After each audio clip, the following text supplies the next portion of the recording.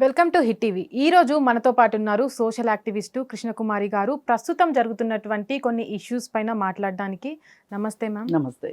రీసెంట్గా ఏదైతే stand up comedy ఉంటుందో అది విచ్చలవిడిగా మాట్లాడడము, దాంట్లో వచ్చేటువంటి ఆడియన్స్ కూడా అసలు మితిమీరిగా మాట్లాడుతూ వస్తున్నారు. రీసెంట్గా జరిగిన ఒక స్టాండప్ కామెడీ షోలో కూడా మాట్లాడుతున్నటువంటి మాటలు అనేవి చాలా వైరల్ అయిపోయాయి. అటు నెటిజన్లు కూడా వాళ్ళ మీద మండిపడుతున్నటువంటి పరిస్థితి. వీటిని ఏ విధంగా చూడొచ్చు అంటారు?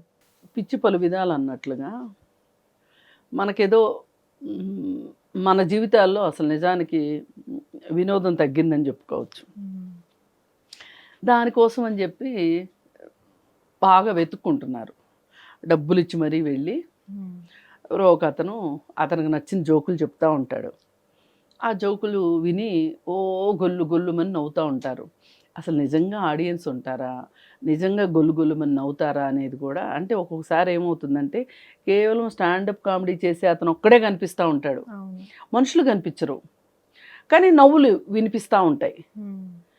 ఇది వీళ్ళు వాళ్ళ ప్రొఫైల్లో పెట్టుకుంటూ ఉంటారు. కొంతమంది పెట్టుకుంటే ఓ ఇతను చేసిన ప్రోగ్రాంలో ఇది కామన్స్ అనుకొని ఎవరన్నా అతను పిలిచే అవకాశం ఉంటుంది కదా.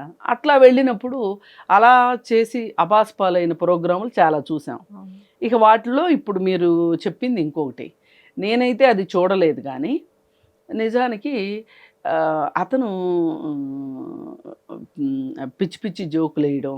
అంటే ఈ ఇష్యూలో మెయిన్గా మాట్లాడిన 2 టాపిక్స్ ఏంటంటే, ఒక అతను అంటే ఆడియన్స్లో వెళ్ళిన అతను సాఫ్ట్వేర్ ఉద్యోగి అతను అయితే మాట్లాడుతూ కూడా 370 రూపీస్ బిర్యానీ కొనిస్తే ఒక అమ్మాయి అంటే దేనికైనా ఒప్పుకుంటుంది అని ఒక అబ్బాయి మాట్లాడడం. ఇంకొక అమ్మాయి తను డాక్టర్, ఒక సాఫ్ట్వేర్ ఒక డాక్టర్ ఏమో అంటే మగవారి అంటే పోస్ట్ మార్టం చేసేటప్పుడు మగవారి పార్ట్స్ ఏవైతే ఉంటాయో వాటి గురించి తప్పుగా మాట్లాడడం.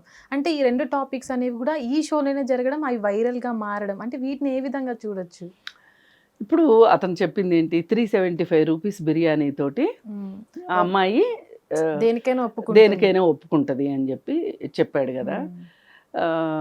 ఇప్పుడు నిన్న మొన్న ఒకటి వచ్చింది ఏంటంటే, ఆన్లైన్లో ఒక 2 గంటలో 3 గంటలో మనకు తోడుగా ఉండటానికి ఒక అబ్బాయి వస్తాడు.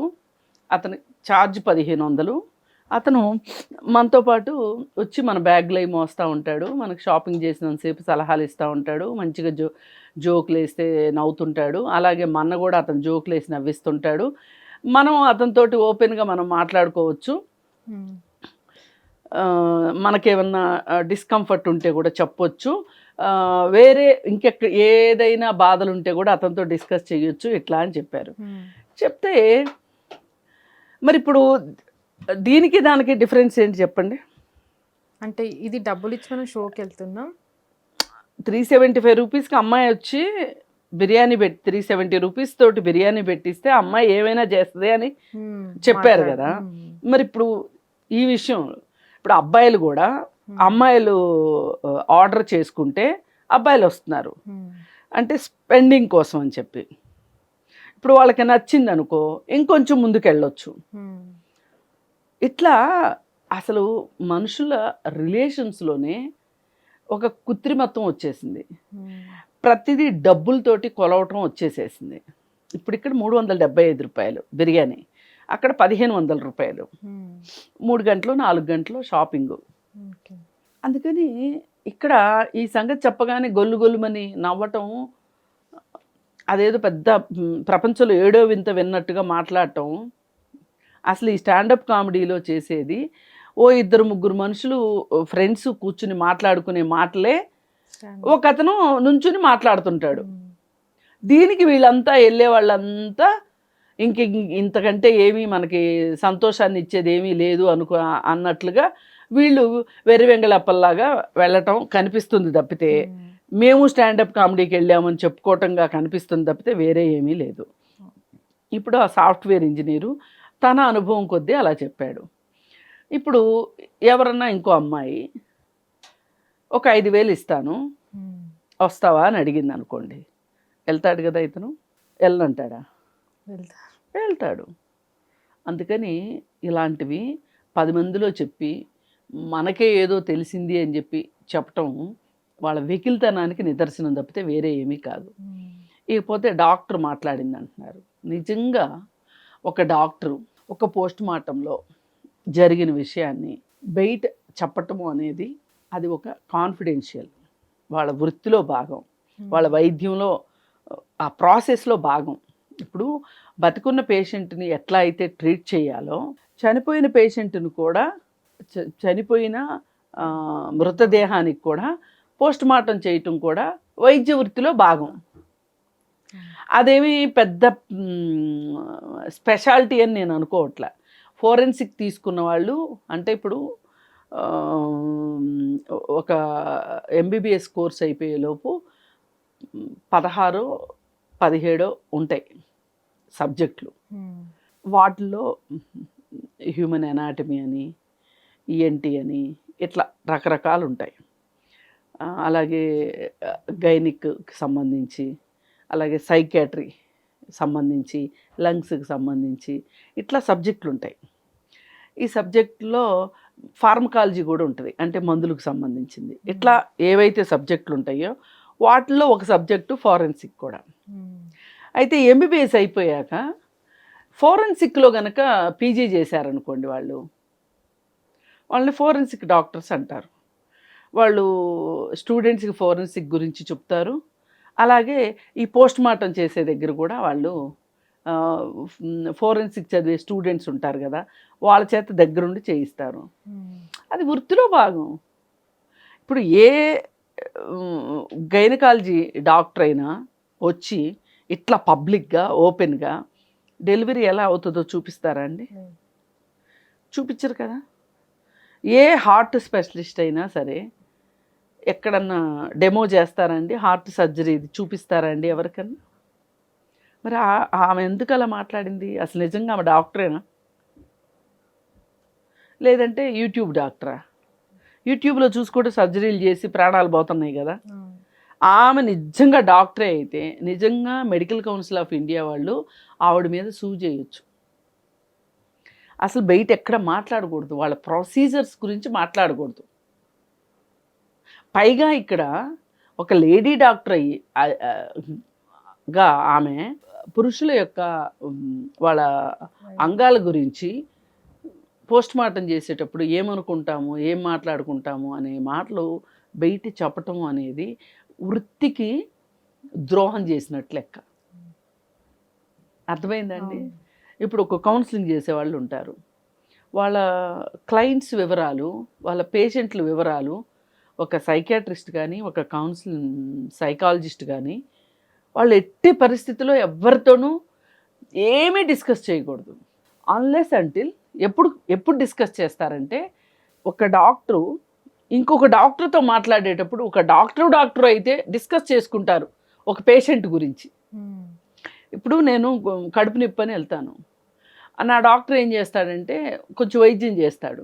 కడుపు నొప్పి తగ్గట్లేదు, ఎందుకు ఇట్లా తగ్గట్లేదు కడుపు నొప్పి అని ఆలోచించి ఇది ఏదైనా సైకోసోమాటిక్ డిజార్డరా అని ఆలోచించి ఒక సైకాట్రిస్ట్ దగ్గరికి రిఫర్ చేస్తాడు ఈ పేషెంట్ని. సైకాట్రిస్ట్ దగ్గరికి వెళ్తారు.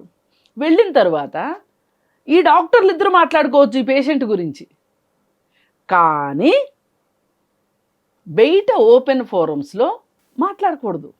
ఈ డాక్టర్ మాట్లాడకూడదు, ఆ డాక్టర్ మాట్లాడకూడదు. ఇది ఆ కాన్ఫిడెన్షియాలిటీకి సంబంధించింది. ఇప్పుడు ఒక డాక్టర్ దగ్గరికి వెళ్ళి మనము అవసరమైతే బట్టలు తీయవలసి వస్తుంది, అందరికి తెలిసిందే కదా ఇది. అలాంటప్పుడు ఫోటోలు తీసి సీక్రెట్ కెమెరాల ద్వారా వాళ్ళని బ్లాక్మెయిల్ చేసే డాక్టర్లు కూడా ఉంటారు, అలాగే అసభ్యంగా ప్రవర్తించే డాక్టర్లు కూడా ఉంటారు. అలాంటప్పుడు ఇలా చేసిన వాళ్ళ మీద కేసులు పెట్టడం కూడా చూస్తాం మనం. దేహశుద్ధి కూడా జరుగుతూ ఉంటుంది. అందులో ఈ మధ్య కాలంలో స్టాండప్ కామెడీలు చేసే వాళ్ళపైన కేసులు చాలా ఫైల్ అవుతున్నాయి.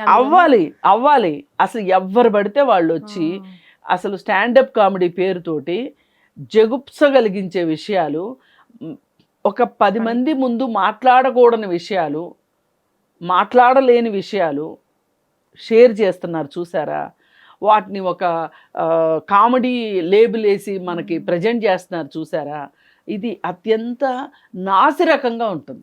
దీంట్లో మాట్లాడిన అబ్బాయి ఎవరైతే ఉన్నారో సాఫ్ట్వేర్ ఎంప్లాయీ, వాళ్ళ ఈ ఇష్యూ అయిపోయిన తర్వాత కూడా అతని జాబ్ నుంచి తొలగించడం జరిగింది.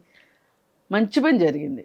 ఇంకెప్పుడు ఎక్కడ ఇలా పర్టికులర్గా ఒక మహిళనే కాదు, ఏ మహిళ గురించి అయినా సరే ఆమె ఆత్మగౌరవానికి భంగం కలిగించేటట్లుగా మాట్లాడినా, మనం చూపులు చూసినా, మనం చేతలు చేసినా, వాళ్ళని వెంబడించినా 354 అట్రాక్ట్ అవుతుంది. ఇప్పుడు అక్కడ ఒక మహిళ ఆత్మగౌరవం, ఆ మహిళ ఎవరనేది వేరే విషయం, మాట్లాడడం కరెక్టా? అందుకే జరిగింది, జరగాలి కూడా. నా ఉద్దేశం ప్రకారం అయితే కామెడీ పేరుతోటి వీళ్ళు చేస్తున్న రచ్చ మామూలుగా లేదు. అసలు స్టాండప్ కామెడీని నిషేధించాలనిపిస్తుంది. అంటే చేసే వాళ్ళు ఒక పక్క అయితే దీన్ని ఎంకరేజ్ చేసే వాళ్ళ ఆడియన్స్ కూడా అదే విధంగా అదే విధంగా ఉన్నారు. అంటే వాళ్ళకి కల్చర్ లేదు, వీళ్ళకి కల్చర్ లేదు. ఇద్దరు కల్చర్ లేని వాళ్ళు ఒక చోట చేరితే ఎట్లుంటుంది? మొత్తం సి గ్రేడ్ కామెడీ. అది కామెడీయే కాదు. మీ బుర్రల్లో ఉన్న చెత్తనంతా, మీ బుర్రల్లో ఒక మురికి ఉంది, ఆ మురికిని మీరు ప్రజెంట్ చేస్తున్నారు. అలాగే ఆ ఎదురుగా వచ్చిన వాళ్ళు కూడా వాళ్ళ మురికిని మీ మురికి కలిపి మురికి ప్లస్ మురికి అవుతుంది తప్పితే వేరే ఏమీ లేదు.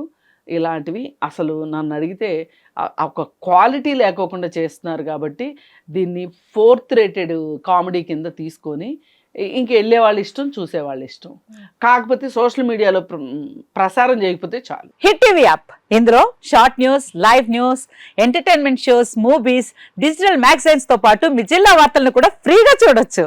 ఇంకెందుకు ఆలస్యం, వెంటనే హిట్ టీవీ యాప్ ని డౌన్లోడ్ చేసుకుని ఫ్రీగా ఎంటర్టైన్మెంట్ పొందండి. Hit TV app. Hit TV app. Please download hit TV app. Hit TV యాప్ని ఫ్రీగా డౌన్లోడ్ చేసుకొని ఎంజాయ్ చేయండి. మీకు నచ్చిన ఎంటర్టైన్మెంట్ కోసం హిట్ టీవీ యాప్ ని ఫ్రీగా డౌన్లోడ్ చేసుకొని ఎంజాయ్ చేయండి. హిట్ టీవీ యాప్ ని డౌన్లోడ్ చేసుకుని ఆస్వాదించండి, ఆశీర్వదించండి. ఇంతమంది సెలబ్రిటీలు హిట్ టీవీ యాప్ ని డౌన్లోడ్ చేసుకోండి అని చెప్తున్నారంటే ఎంత మంచి యాప్ ఆలోచించండి. అమెరికా అమెరికా అమెరికా అమెరికాలో చదవాలనుకునే వాళ్ళకి విశ్వసనీయమైన పేరు మన శౌర్య కన్సల్టెన్సీ. UK లో 1 year masters. UK లో 1 year masters. 2 years work permit up to 5 years visa. Contact Saurya Consultancy. Contact 89851 89851.